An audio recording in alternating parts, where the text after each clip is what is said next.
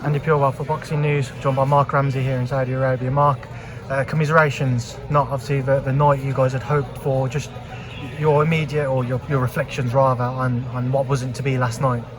It was a good fight, it was a close fight.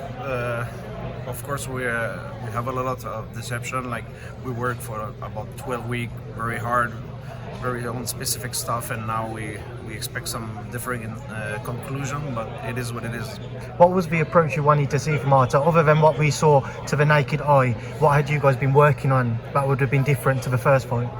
But it was just management of energy and also of emotion inside of the fight. It was nothing. You see, it was a fight of maybe one round or two. There was not a huge gap between Bivol and Artur, and I think like just a night like that.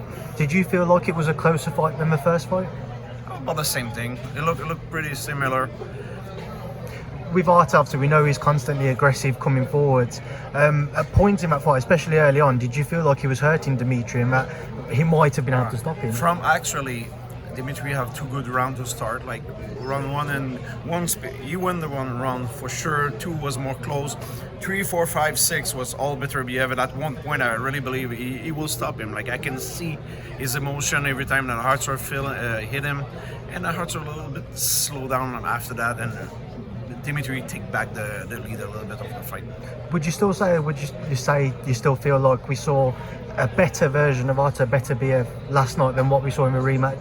In the first fight, because he's had continuous camps, he hasn't had any injuries and niggles. Do you feel like we did see a better version? I think Artur have a good training camp. It was a better version, but also we also saw a better version of Bivol. I think both guys take information from the first fight and make a little bit of adjustment. I know it's difficult from your perspective to look at this, but I asked Dmitry earlier, at some points in people's careers, they can always cross paths with someone who's the perfect dance partner. From just a neutral's perspective, Artur and Dmitry, they could fight 100 times and it'll be very engrossing, you can't take your eyes off of it. Do you feel like these two are just bound to continue to have unbelievable fights? Yes, of course. It just depends now how long both guys want to do it. Like, it's a very demanding challenge every time, I think, for both sides, and we'll see for future. Yeah.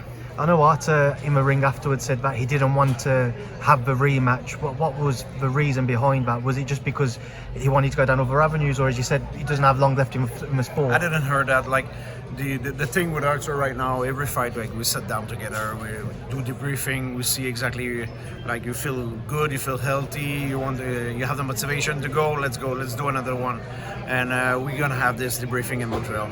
Do you feel like that the only thing Artur's going to want now is that rematch for Trilogy to settle the score once and for all? We'll see. Like, I don't know yet it's gonna happen to Trilogy or not.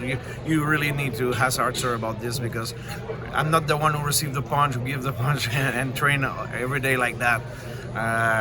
Again, I will sit down with him and we'll see. Marc, I appreciate your time. I don't want to take too much. Thank you. Safe travels back home.